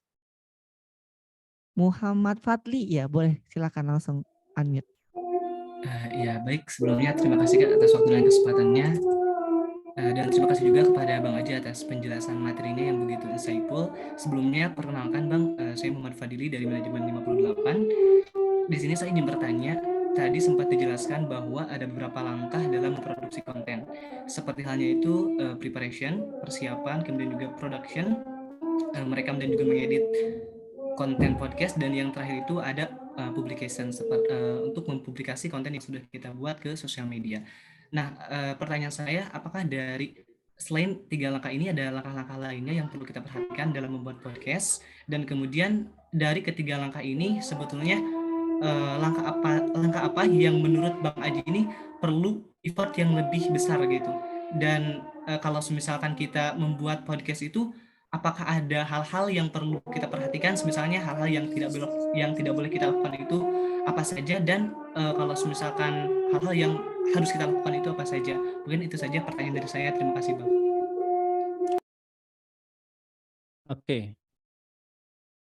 Langkahnya cuma 3 itu aja. Jadi preparation, production, kemudian publication atau publikasi. Nah, tambahannya adalah pada saat publikasi bukan sekedar kita itu share di platform-platform podcastnya, Spotify, Apple Podcast dan sebagainya, tetapi juga kita perlu promosikan ke teman-teman kita. Kita promosikan lewat sosial media kita, misalnya lewat story Instagram misalnya. Kita bagikan ke teman-teman di grup dan sebagainya. Karena Kalau pendengarnya masih sedikit, itu kan nggak akan direkomendasikan oleh internal platformnya kan. Makanya kita perlu promosi secara manual terlebih dahulu ke teman-teman dekat lah. Dan dari teman-teman dekat kita nanti kita bisa dapat feedback kan. Apa yang sudah bagus, apa yang perlu diimprove dan sebagainya. Kalau sama teman kan biasanya enak. Paling itu. Yang lain-lainnya mostly nggak ada. Kayak misalnya apa yang harus, apa yang enggak. Itu benar-benar sangat sangat bergantung orangnya sih. Karena kan podcast sendiri sebenarnya kan stylenya macam-macam kan. Ada yang monolog, ada yang dialog, ada yang interview, dan lain sebagainya. Kemudian mana yang effortnya paling berat di antara ketiganya tergantung orangnya. Beberapa orang kesulitan ngumpulin ide, berarti dia kesulitan di preparation. Beberapa orang sulit produksinya karena lingkungannya ribut ya. Jadi harus nyari tempat yang tenang dulu, naik ke atas gunung dulu, baru rekaman gitu. Jadi dia lebih effort ketika produksi dan sebagainya. Jadi tergantung orangnya sebenarnya. Tapi secara secara umum sebenarnya sederhana bikin podcast itu. Yang susah memang konsistennya aja sih. Gitu ya Kang ya. Ya, baik. Terima kasih Bang atas jawabannya. Oke, terima kasih Fadli atas pertanyaannya dan juga Kang Aji atas jawabannya. Kita buka satu pertanyaan terakhir ya, teman-teman ya, boleh. Tadi masih ada yang raise kan? Oke, ada Fernando. Felix Fernando, silakan Felix. Oke, terima kasih Kak. Terima kasih Bang Aji atas pemaparan materinya tadi yang sangat insightful ya seputar podcasting itu. Jadi pertanyaan saya mau tanya sebenarnya lebih ke arah ini sih Bang, kayak contoh kayak misalkan saya mau upload suatu podcast di YouTube gitu ya. Kan kayak pemberian judul itu kan cukup krusial gitu ya Mas. Kayak yang membuat orang tertarik menonton podcast kita kan orang-orang kan ngeliat judulnya gitu ya. Nah, misalkan saya ada bikin podcast, judulnya itu product life cycle gitu, Mas. Nah, yang lebih baik kira-kira jadi judul podcast saya itu misalkan product life cycle untuk generasi Z, atau misalkan kan kalau kita ngomongin product life cycle kan berarti itu kayak tentang ini ya, misalkan kayak flow-nya suatu produk gitu. Atau dikasih judulnya yang lain, misalkan jangan terlena ketika penjualan sedang profit. Nah, kalau menurut Mas Aji gitu, lebih baik yang mana gitu Mas? Itu aja sih pertanyaan dari saya. Terima kasih. Oke. Balik lagi ke tadi ya, perkawinan antara konten sama konteksnya. Bagi generasi Z yang sekarang itu concern mereka terkait product life cycle itu apa? Concernnya apa? Apakah mereka itu memang bikin produk creator, atau apa gitu kan? Jadi kita bisa cari perkawinan antara apa yang jadi concernnya audiens dengan tema kita tadi, product life cycle itu. Atau bisa juga kita kawinkan dengan momen. Misalnya kita bahas yang lagi viral-viral misalnya ya. Apa sih yang lagi viral sekarang? Kamu nanya gitu. Misalnya, itu kira-kira bakal bertahan sampai kapan? Nah, gitu kan. Kan tiba-tiba dia followersnya 1 juta kan di TikTok kan. Dia bisa bertahan nggak nih? Mempertahankan engagement dari followersnya atau enggak? Nah, nanti dibahas dari sudut pandang product life cycle. Bisa seperti itu. Karena banyak yang dulunya misalnya ya Odading Mang Oleh dulu kan viral banget. Sekarang mana? Ya udah sepi karena tidak bisa mempertahankan momentum. Itu jangan-jangan belum sampai puncak udah hilang duluan. Ya, masih belum sampai ke potensi produk yang sebenarnya udah hilang duluan karena dia tidak bisa mengkapitalisasi, memanfaatkan momentum yang dia dapat. Jadi bisa dari situ ya. Bisa dari concernnya audiensnya apa, atau dari momen yang kita dapetin, terus kita ambil. Tapi memang jangan pakai judul tadi, product life cycle untuk generasi Z, itu udah pasti orang udah, ini kuliah atau apa ya kira-kira ya? Ini mata kuliah baru atau apa ya? Nah, perlu nyari sudut pandang yang kira-kira bagus lah. Sudut pandangnya apa sih kira-kira yang bisa diambil? Oh, kalau generasi Z, concernnya terkait product life cycle itu adalah, ya kan nggak mau effortnya habis ya, bikin produk yang apa istilahnya ya, viral pun enggak, viral pun enggak, dapat konsumen pun enggak, gara-gara nggak kenal dengan product life cycle. Jangan sampai produkmu hilang gara-gara nggak ngerti ini ya. Bisa kayak gitulah ya kalau di YouTube. Kalau di podcast sih agak nggak pantas sih judulnya gitu. Gitu. Baik, terima kasih Mas, sangat menjawab. Oke, terima kasih ya Felix atas pertanyaannya dan juga Kak Aji atas jawabannya. Dengan berakhirnya pertanyaan dari Felix tadi, maka sesi Q&A kita sudah berakhir ya teman-teman ya. Buat teman-teman yang masih ingin bertanya, tadi Kang Aji juga sudah bilang, silakan langsung kontak Kang Aji di DM Instagram @ajipedia, ya Kang ya. Kayak gitu. Izinkan saya ya Kang Aji untuk menyimpulkan juga pada kesempatan kali ini. Tadi materi yang sangat diberikan Kang Aji sangat luar biasa. Tadi ada cara-cara dalam memilih topik. Ya teman-teman tadi sudah harus pintar lah ya sekarang cara memilih topiknya. Juga tadi pentingnya konteks ya teman-teman ya. Dan juga tadi ada tiga cara dalam memproduksi konten. Ada 3 cara tadi teman-teman. Ada preparation, ada production, dan juga publication ya teman-teman ya. Nah teman-teman tadi juga jangan lupa rumus kita tadi ada VIAT ya. Rumusnya VIAT harus diamalkan juga teman-teman ya dalam ilmu perpodcastan ini agar supaya teman-teman yang hadir dalam kesempatan kali ini dapat menjadi podcaster yang handal dan mungkin bisa kolaborasi dengan Kang Aji kayak gitu.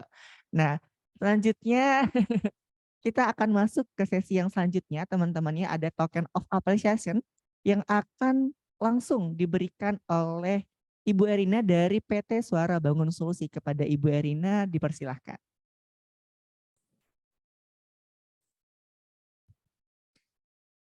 Selamat sore, terima kasih atas waktunya Kang Darmawan Aji. Pertama-tama saya dari perwakilan PT Suara Bangun Solusi mengucapkan banyak terima kasih atas waktu yang diberikan, udah memberikan materi yang sangat berguna nih bahkan untuk kita di SBS. Kayaknya materinya bahkan bisa bagus sekali untuk diimplementasi, bukan untuk podcast saja ya Kang Aji ya. Tadi kalau saya boleh catat itu ada VIAT, vocal, intonation, articulation, tempo, emotion. Itu kayaknya sangat ilmu yang sangat berharga tuh untuk kita sehari-hari, bukan untuk podcast aja ya, bahkan untuk kayak presentasi, untuk bertemu dengan orang, itu benar-benar ilmu yang berharga sekali nih Kang Aji. Terima kasih untuk bisa sharing kepada kami maupun untuk adik-adik di IPB dan yang lain yang sudah ikut dalam IPB Sure Podcast Competition. Oke, tanpa berlama-lama lagi nih Kang Aji dari pihak IPB, Sure dan PT Suara Bangun Solusi ingin memberikan token apresiasi kepada Kang Aji yang sudah mengambil waktunya yang penting untuk jadi speaker di acara kami.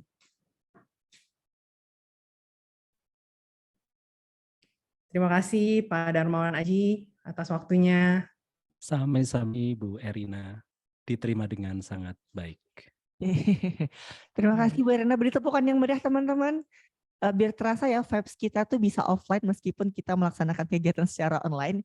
Ya Kang Aji ini mungkin dalam bentuk virtual dulu ya dari kita. Mungkin nanti untuk yang hard file-nya mungkin akan dikirimkan langsung ke Kang Aji kayak gitu. Oke, terima kasih juga kepada Bu Erina dari PT Suara Bangun Solusi yang sudah memberikan ya secara simbolis ya kepada Kang Aji dan juga Kang Aji yang sangat luar biasa memberikan materi di hadapan kita bersama. Selanjutnya mungkin kita peregangan dulu karena selanjutnya kita akan ada sesi foto bersama ya teman-teman, silakan mengaktifkan kamera ya dan akan memberikan gaya terbaiknya. Oke.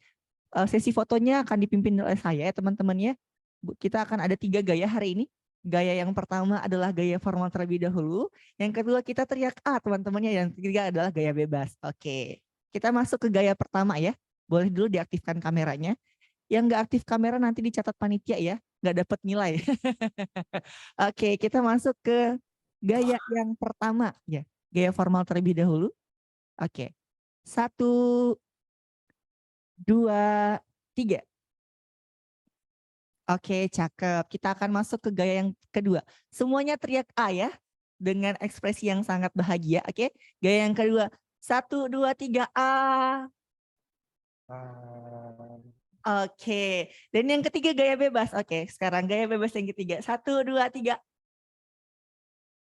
Oke, keren banget seluruh peserta dari webinar podcast Competition IPB Sure 2022.